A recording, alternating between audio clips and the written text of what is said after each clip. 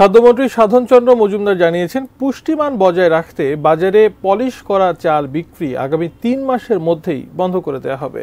বাংলাদেশ নিরাপদ খাদ্য কর্তৃপক্ষের কার্যালয়ে ভ্রাম্যমাণ নিরাপদ খাদ্য পরীক্ষাগার হস্তান্তর অনুষ্ঠানে একথা বলেন তিনি।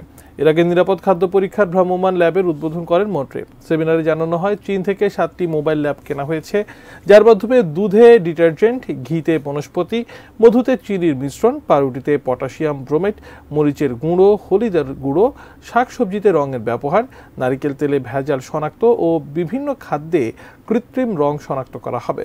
অনুষ্ঠানে আরও উপস্থিত ছিলেন নিরাপদ খাদ্য কর্তৃপক্ষের চেয়ারম্যান মোহাম্মদ জাকারিয়া এবং প্রতিষ্ঠানটির সদস্য ও অতিরিক্ত সচিব আবু নূর মোহাম্মদ শামসুজ্জামান।